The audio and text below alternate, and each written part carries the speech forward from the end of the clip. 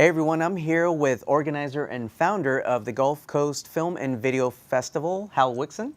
The Gulf Coast Film and Video Festival's mission is to showcase the discovery of new and emergent artists.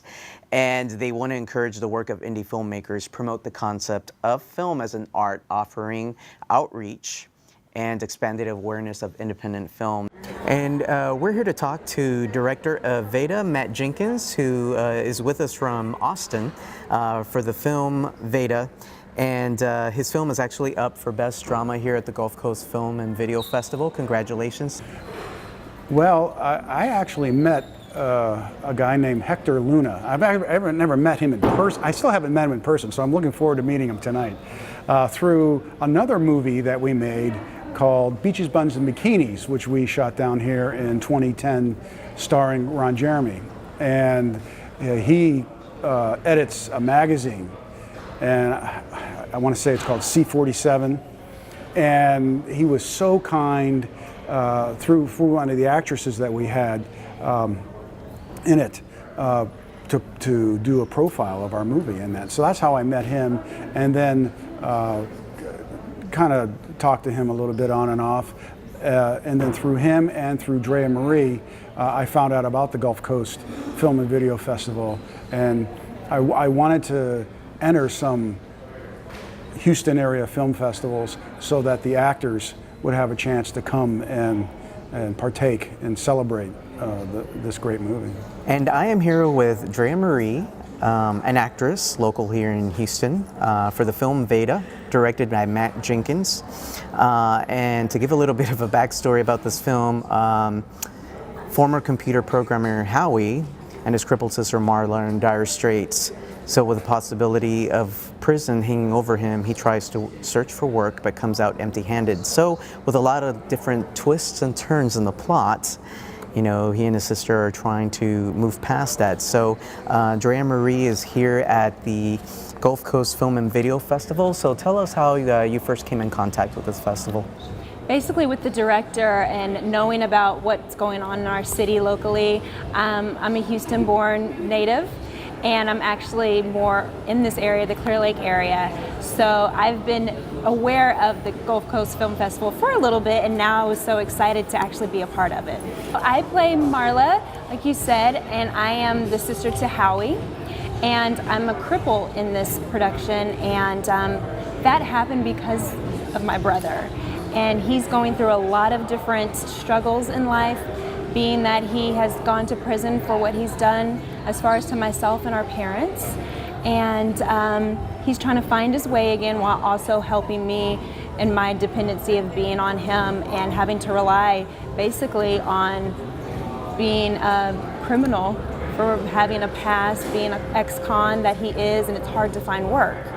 And he's trying to support me, and so we're just really struggling, you know, living off of my checks, my disability checks.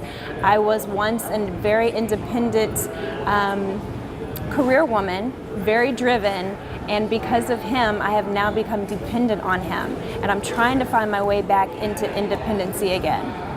And we're here with June Griffith Garcia, a multilingual actress who's embraced acting from 5 years ago and hit the ground running. Some of her travels have taken her all throughout the United States, some provinces in Canada, as well as Italy, London, and Mexico City.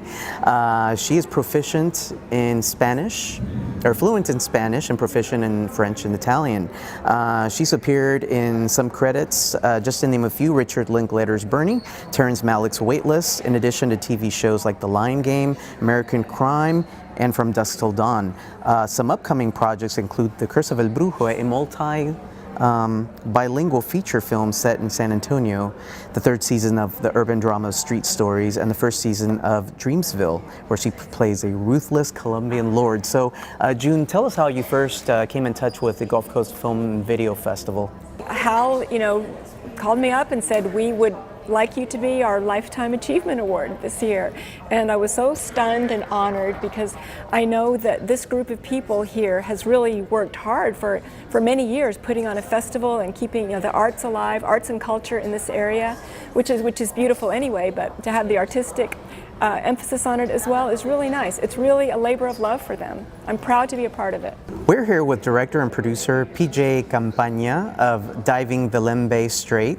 Her first documentary, an adventure documentary film that takes place off the coast of Sulawesi, Indonesia, on and underwater of the Lembeh Strait. So exploring the underwater world in this biodiverse ecosystem with animals who can easily camouflage themselves from view. So PJ, tell us about this being your very first documentary feature. Well, this is very exciting to me because I'm very passionate about my diving, and my husband is a great partner, a wonderful dive buddy, and so we both shoot.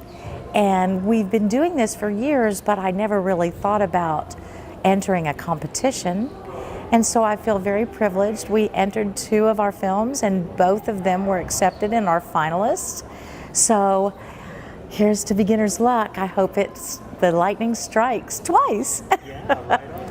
Some of the things I'd like to see, we opened a genre or a category this year for drone films.